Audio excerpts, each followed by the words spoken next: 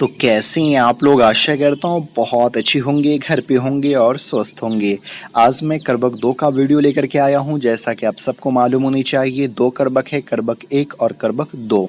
और इससे पहले कई सारे वीडियो जो है सो करबक के अपलोड हो चुके हैं। जैसे कि पहले वीडियो में मैं करबक के जो कवि हैं मलिक मोहम्मद जैसी, उसकी बायोग्राफी को, उसके परिचय को बताया था। करबक फिर वीडियो 2 में जो करबक 1 को बताया था, फिर ऑब्जेक्टिव क्वेश्चन आंसर को लेकर के आया था।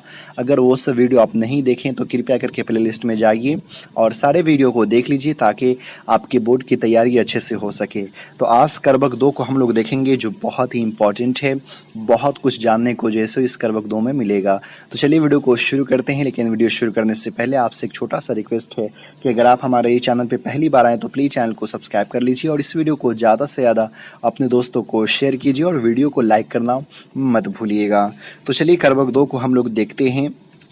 करबक 2 में कवि मलिक मोहम्मद जासी कहते हैं, मोहम्मद कभी यह जोड़ी सुनावा, सुना जो प्रेम पीर गा पावा, जोड़ी लई रकत कै लेई, गाढ़ी प्रीत नैना जल भई। अब ये जो करबक 2 में पहले 2 पंक्ति में कवि क्या कहते हैं, चलिए हम लोग उसको जो है सो जान लेते हैं। अगर यही लाइन आपको पूछ दिया जाए तो यहाँ पे जो ये चीज़ें लिखी गई हुई है आप इसको जो है सो लिख सकते हैं। जो अर्थ स्पष्ट में जो पूछा जाता है 4 नंबर का जो है। अब इसमें जो है कवि कहते हैं कि ये कवि जो है कथा जो लिखे, जो रचना लिखे, अब ये कौन सी रचना के बारे में कह रहे हैं तो पद्मावत जो लिखे हुए, जो इनकी सबसे फेमस जो है सो रचना है। तो ये कहते हैं मैंने जो ये कथा लिखा, ये जो रचना लिखा है, इसको जोड़ जोड़ करके लिखा है, जोड़ जोड़ करके मैंने लोगों को सुनाया है। जोड़ करके यानी होता है ना जो घर बनाते तो ईंट पे ईंट जोड़ करके, तो ठीक इसमें जो मैं शब्द चुना हूँ वो जोड़ जोड़ करके चुना हूँ।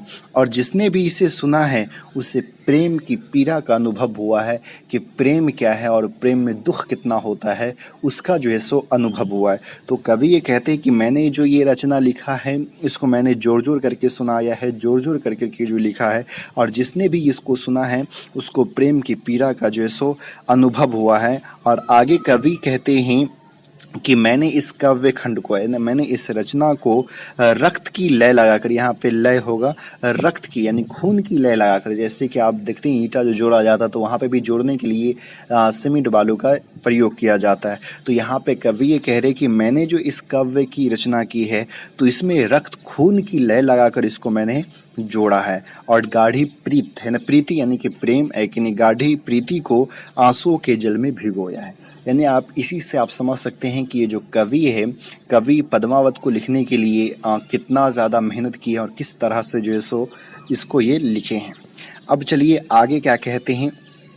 आगे कहते हैं, ओ मन जानी कबित उस किन्हा, मकु यह रहे जगत मन चिन्हा, कहाँ सो रतन सेन अब राजा, कहाँ सुआ अस बुधि उपराजा, कहाँ अलाउद्दीन सुल्तान, कहाँ रागो जेद किन बखान, कहाँ स्वरूप पद्मावती रानी, कोई न रहा जग रही कहानी। अब चलिए इसमें कवि क्या कहते हैं। तो कवि जो है विचार करते हैं, सोचते हैं कि इस दुनिया में मरने के बाद मेरा शरीर तो नहीं रहेगा, है कि नहीं। यादगार के रूप में अगर कुछ रहेगा तो मेरे द्वारा जो लिखी गई रचना है, काव्य खंड जितने हो, वही यादगार के रूप में जो है सो रह सकती है। बाकी जो है सो मैं तो इस संसार में रहने वाला नहीं हूँ, है कि नहीं। रूप में तो नहीं, यादगार के रूप में मेरा जो अगर कुछ रहेगा तो वो काव्य खंड रहेगा। और आगे एग्जाम्पल दे करके बताते हैं कि जैसे यहाँ पे आप लोग देख पा रहे हैं, कहाँ सो रथसेन अब राजा, यानी कहते राजा रथसेन जो थे वो अब कहाँ है कि नहीं। तो राजा रथसेन या अब नहीं है। अब ये राजा रथसेन कौन है तो अभी मैं पूरे इस वीडियो में भी डिस्कस करूंगा, ये बताऊंगा। बहुत ही अच्छी स्टोरी है, शायद आप लोग पद्मावत मूवी देखे होंगे तो आप लोग को मालूम होगा।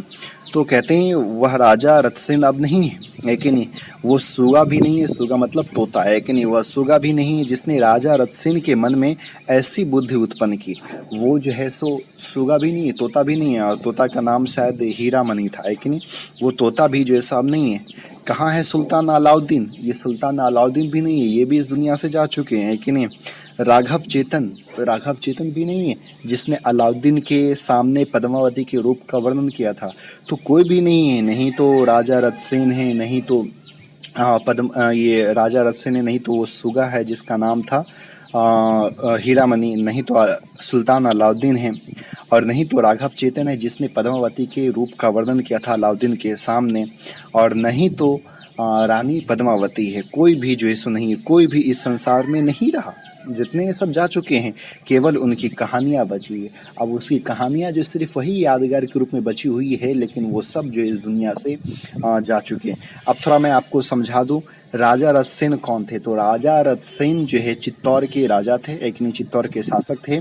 और राजा रथसेन को प्यार होता है किससे? पद्मावती से प्यार हो जाता है। और प्यार ऐसे नहीं होता, पद्मावती घर में जो है सो एक बिल्ली और एक तोता रखी थी, और वो बोलता हुआ तोता था।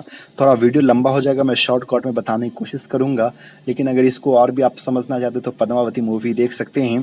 तो घर में तोता और बिल्ली, तो एक दिन जो है सो बिल्ली जो है सो तोते पे हमला कर देती है, और वो तोता भागते हुए राजा रथसेन के दरबार में आ जाता है।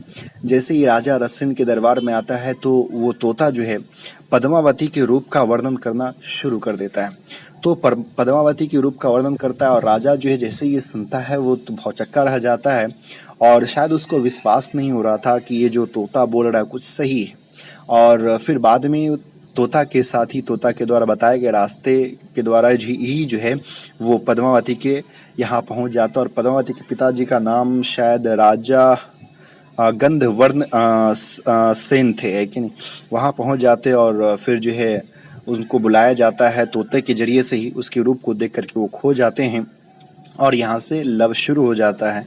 हालांकि राजा रथसेन जो थे उनकी पहले से शादी थी। अब किसी तरह से, अब उतनी स्टोरी मैं लंबा नहीं करना चाहूँगा, और ये राजा रथसेन की शादी जो है सो पद्मावती से हो जाती है।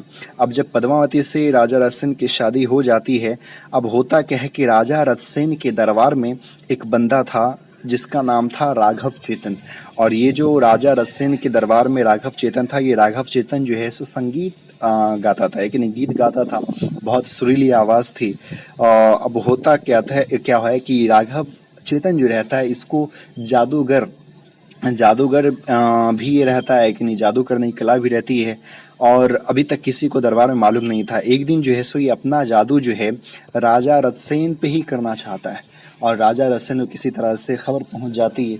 अब जैसे राजा रथसेन को खबर मिलती है तो ये राजा रथसेन क्या करते हैं कि इसके चेहरे पे कालिख वगैरह लगा के गधे पे बैठा करके इसको दरबार से निकाल देते हैं। अब ये बहुत ही बुरा लगता है राघव चेतन को, क्योंकि इसका भी एक सम्मान था, एक प्रतिष्ठा थी। तो ये राघव चेतन बदला लेना चाहता है, और ये राघव चेतन जो है सो पहुंच जाता है दिल्ली के सल्तनत अलाउद्दीन के पास। अब जैसे ये अलाउद्दीन के पास पहुंचता है तो डायरेक्टली ये नहीं जाता है उसके दरबार में, बल्कि अलाउद्दीन जिस जंगल में जाया करते थे शिकार करने के लिए, उसी जंगल में राघव चेतन जाता है और सुरीली आवाज़ में गाता है, ताकि जो है सो अलाउद्दीन खिलजी का दिल जीत सकें। और ऐसा ही होता है, और अलाउद्दीन खिलजी राघव चेतन को अपने दरबार में लेकर के आ जाता है, और वहीं पे जो है अलाउद्दीन खिलजी को राघव चेतन ने पद्मावती के रूप का वर्णन किया था कि पद्मावती कितनी सुंदर है। और अंत में अलाउद्दीन खिलजी जो है सो पद्मावती यानी कि राजा रथसेन के दरबार में पहुंच जाता है और पद्मावती को पाने की कोशिश करता है, लेकिन उससे पहले ही पद्मावती जो है सो आग में जल करके अपने प्राण को दे देती है। तो ये था। तो कवि कहते हैं कि इस दुनिया में कोई भी नहीं है, नहीं तो राजा रथसेन है, नहीं तो पद्मावती है, नहीं तो सुल्तान अलाउद्दीन है, नहीं तो राघव चेतन, नहीं तो सब मर गए हुए, सिर्फ इसकी क्या है, कहानी ही है। आगे चलिए, आगे कवि क्या कहते हैं। धानी सोई जस कीर्ति जासो, फूल मेरे पै मरे न बासो। अब यहाँ पे कवि ये कहते हैं कि वह इंसान धन्य है, कि नहीं, वह इंसान महान है, धन्य है, जिसकी कीर्ति एक शोहरत और प्रतिष्ठा इस संसार में आज भी मौजूद है। ठीक उसी प्रकार है कि वह इंसान धन्य है जिस प्रकार फूल तो मुरझा जाता है, लेकिन उसकी खुशबू जो है कभी ख़त्म नहीं होती। उसकी खुशबू जो है सो सुगंध देती रहती है। उसकी खुशबू उसके फूल से जो है सो, मुरझाए हुए फूल से भी सुगंध जो है सो आता रहता है। तो यहाँ पे कवि ये कहते हैं कि आप को जो है सो शोहरत कमाइए, अपनी इज्जत बरकरार रखिए, अपनी प्रतिष्ठा रखिए। अगर प्रतिष्ठा है, शोहरत है, तो फिर आप धन्य हैं कि नहीं। ठीक उसी प्रकार के एक मुरझाए हुए फूल से भी सुगंध जो है सो आता रहता है, सुगंध जो है रह जाता है। चलिए आगे देखते हैं, आगे जो है सो कवि क्या कहते हैं। लास्ट लाइन है कब्र का। केर न जगत जस बेचा, केई न लिह जस मोल, जो यह पढ़े कहानी हम सवेरे दुई बोल।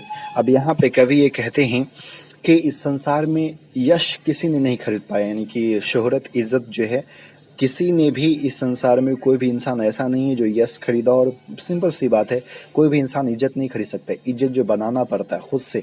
तो यश नहीं तो किसी ने खरीदा और नहीं तो किसी ने बेचा है, नहीं तो किसी ने खरीदा और नहीं तो किसी ने बेचा है। और कवि कहते हैं, लेकिन जो मेरे ये खून के कलेजे, जो मेरे कलेजे के खून से रचित कहानी को पढ़ेगा, है कि नहीं। वो जो पद्मावत है, आप जानते होंगे, राजा राजसेन और पद्मावती की सबसे अगर फेमस रचना है कोई, तो पद्मावत है। तो कहते हैं, कवि कहते हैं कि जो मेरे कलेजे के खून से रचित कहानी को पढ़ेगा वो हमें 2 शब्द में याद रखेगा। तो यानी आप अंत में वो ये कहते हैं कि जो भी पद्मावत को पढ़ेगा वो जो है सो मुझे याद तो अवश्य रखेगा। तो ये था आपको जो है सो करवक 2। उम्मीद करता हूँ ये वीडियो आपको बहुत पसंद आया होगा। फिर हम लोग जो है सो आगे इसके क्वेश्चन आंसर को देखेंगे और इस चैप्टर को एंड करेंगे। फिर हम लोग आएंगे प्रोज सेक्शन के एक चैप्टर पे। अगर वीडियो आपको अच्छा लगा तो प्लीज़ लाइक कीजिए, ज़्यादा से ज़्यादा शेयर कीजिए और हमारे चैनल पर अगर पहली बार आए तो प्लीज़ चैनल को सब्सक्राइब कीजिए। फिर मिलता है अगले वीडियो में, तब तक के लिए बाय।